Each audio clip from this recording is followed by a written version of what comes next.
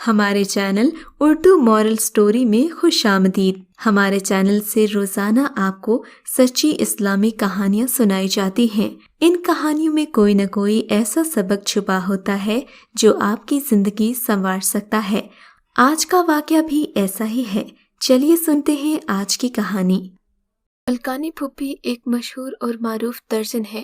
برسوں پہلے شوہر کی حادثاتی موت کے بعد عدت پوری ہوتے ہی اس نے اس سوچ کے ساتھ سسرال کو خیر آباد کہہ دیا تھا کہ نہ کوئی ترکہ نہ وراثت نہ کوئی جمع پونجی اب کام آئے گی، سر پر چھت بھی کرائے گی۔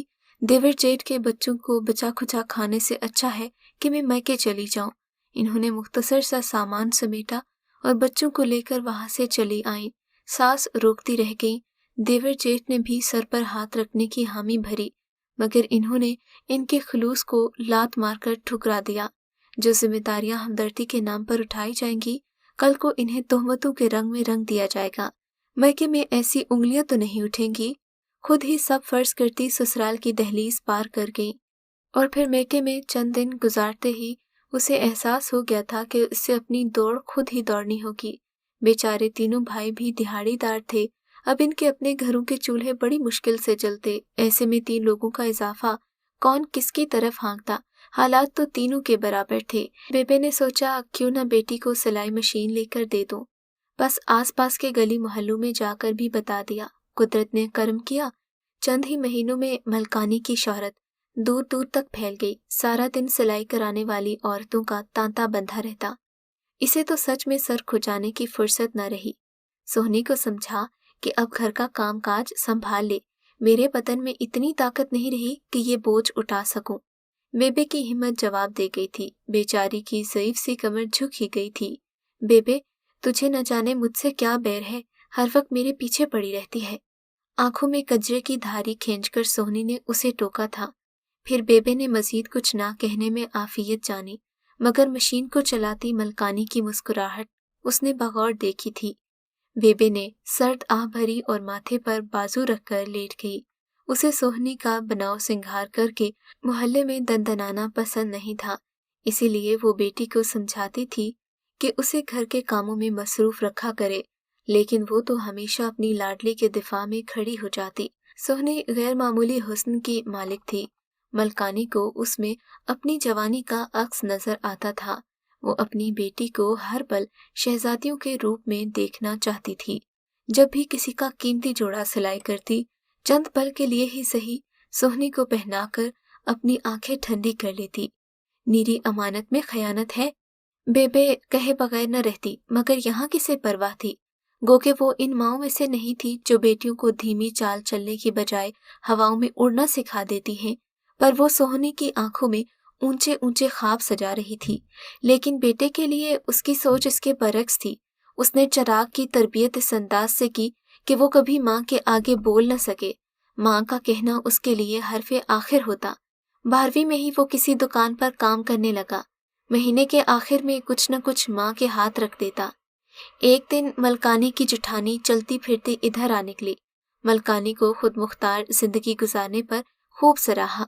سوہنی اور چراغ کی بھی صدقے واری جانے لگی اور جاتے جاتے سوہنی کے رشتے کی بات بھی کہہ ڈالی۔ میرا بیٹا خیر سے پڑھ لکھ گیا ہے، اب تو نوکری بھی مل ہی جائے گی، تمہارے جیٹھ کی دکان بھی خوب چل رہی ہے، ہمارا تو سب کچھ اکلوتے بیٹے کے لیے ہے، اور یہ بچے بھی ساری زندگی خاندان سے الگ رہے ہیں، رشتے کی آڑ میں یہ دوریاں ختم ہو جائیں گی، لڑکا پڑھا لکھا ہے، نوکری بھی ڈھونڈ رہا ہے۔ اب تو بات نے ملکانی کو سوچنے پر مجبور کر دیا تھا۔ اس نے بیبے کو بتا دیا کہ کسی دن شام کو لڑکے کی صورت دیکھ آئیں گے، مگر شام ہی سوہنی کے مامے نے ہلہ بول دیا، دیکھ ملکانی، سوہنی اور چراغ کو ہم نے ہمیشہ اپنے بچوں کی طرح سمجھا ہے، چیت لگانا تو دور کی بات، کبھی کڑوا بول نہیں بولا ان کے ساتھ، جب آنگن میں پل کر جوان ہوئے ہیں، رشتے بھی ادھر ہی جائیں گے۔ ملکانی کے بظاہر تو کڑے تیور تھے، مگر بھائی بھابھی کے اس طرح دامن پھیلانے پر وہ اترا رہی تھی۔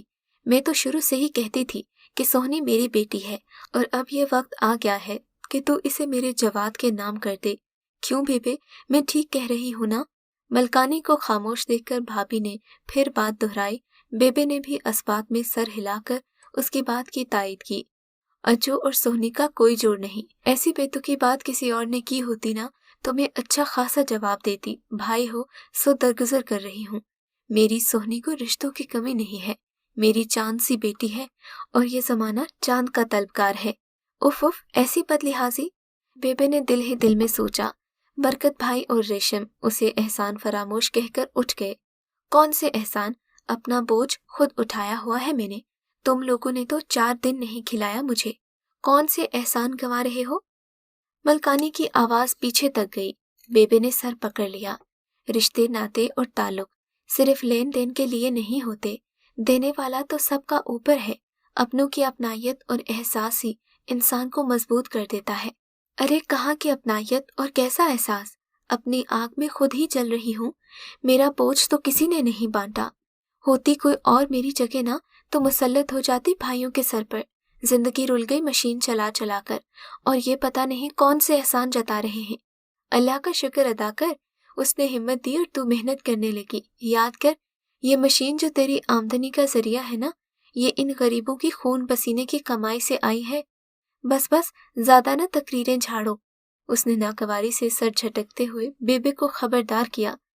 खुद मुख्तार होने के बाद मलकानी के अंदर रऊनत आ गई थी। शुरू से ही मिजाज की तीखी थी और अब तो पैसे की भी बात थी। मलकानी चिराग को लेकर बीगा के यहाँ चली गई। अज्जू के रिश्ते के लिए दूसरे भाई भी जोर दे रहे थे।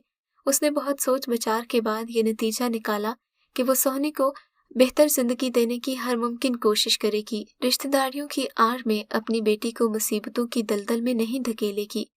वो बड़े कमरे के आगे बरामदा, पक्के फर्श का सहन, एक तरफ बावर्ची खाना, सीढ़ियों के साथ गुसल खाना और ऊपर भी एक चौबारा था। दरमियानी साइज का फ्रिज और कलर टीवी भी मौजूद था। बीगा ठीक ही कह रही थी, वाकई कर्मे की दुकान खूब चलती होगी। उसने हर चीज का बगौर जायजा लेते हुए दिल में सोचा, चल जल्दी से अपने पुत्र को बुलाना, मैं देखूं कि कैसा है, बात पक्की करके ही जाऊंगी। अगले ही पल उसने फैसला कर लिया। तवे की स्याही पर काली पॉलिश फेरी थी या फिर कालक में डुबकियां लगा लगा कर आया था। मलकानी की आंखें लड़के को देखकर बाहर आ गई। नी, इस टटमरने के लिए तो मेरी सोहनी का रिश्ता मांग रही थी।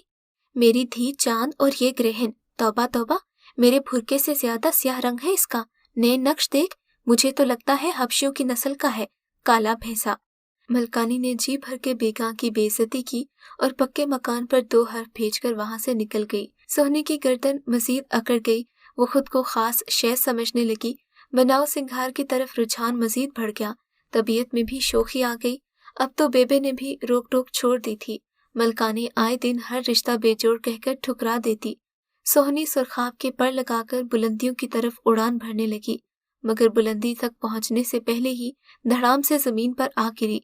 ये ले तेरी शहजादी, रात की स्याही अपने मुंह पर मलने गई थी। बरकत मामे ने अपनी सोहनी को मलकानी के आगे पटका। बेबे का हाथ कलेजे पर आ गया।